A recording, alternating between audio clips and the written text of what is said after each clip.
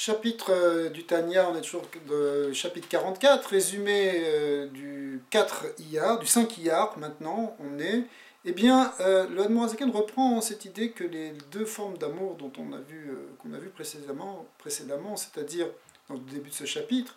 qui sont à la fois le désir profond qu'on a de retrouver notre âme, notre source de vie, qui est Dieu est vu comme notre âme, premièrement, et deuxièmement, un amour de vouloir faire plaisir à Dieu comme on veut faire plaisir à ses parents, eh bien ces deux niveaux sont toujours accompagnés d'une certaine forme de crainte. Il n'y a pas d'amour sans crainte, c'est un grand principe dans le Zohar. La Hava doit être toujours accompagnée avec une forme de Hira. Alors, ce qu'on appelle Trilou ou Chimou, qui veut dire la crainte et l'amour, qui vont toujours ensemble.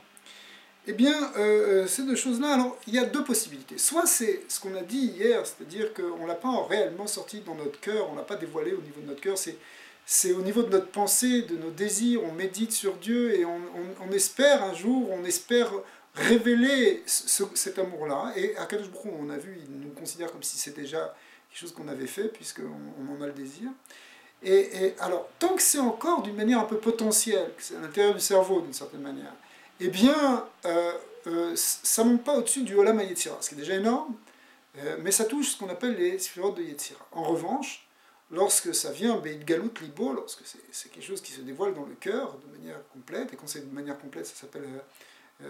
d'après le Zohar, ça s'appelle Reuta Deliba, le désir du cœur, la volonté du cœur, c'est un niveau qu'en général les tzadikim atteignent,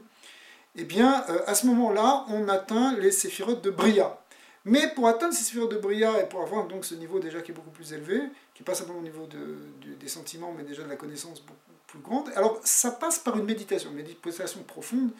et permanente, et le Admorazaken insiste sur ce fait de cette méditation sur le Ensof Baruch Hu, sur l'infini de Dieu, le fait de méditer sur l'infini de Dieu, c'est ça qui va faire naître cette bina. Hein. On sait que la bina c'est la méditation, et que la bina, la méditation, elle réside, enfin la bina réside dans le Olam Abriya, comme c'est marqué dans les Tikkuné HaZohar. Donc, finalement, on va réussir à amener cette lumière qui est le grand amour de Dieu, hein, on avait vu le Havaraba, qui se trouvait dans le Olam Hatzilut, qui était dans un détachement total par rapport à l'univers dans lequel il n'y avait que Dieu qui existait. Et bien, finalement, on peut l'amener, même pour des gens qui sont peut-être pas encore à ce niveau-là, mais on peut amener la lumière de cet amour, puisqu'on a vu que l'amour est une lumière, on peut l'amener dans notre niveau de la création, qu'on va appeler ici maintenant le Olam Abriya, et finalement, on va réussir à dévoiler des grandes forces de Hava. C'est ça ce sur quoi insiste en ce moment le Tanya, mais en fait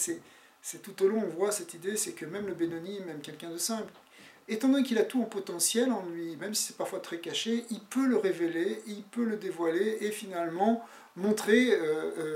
des niveaux, ou atteindre des niveaux qui ressemblent aux niveaux que les tzadikim ont,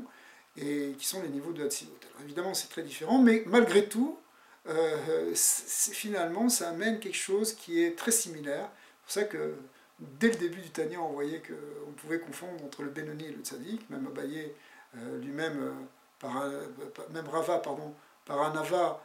par humilité, et bien lui-même se considère comme un Benoni alors qu'il était un Tzadik. Mais en fait, on voit ici que dans l'autre sens, que les Bénonymes peuvent aussi s'approcher de ces degrés des Tzadikim.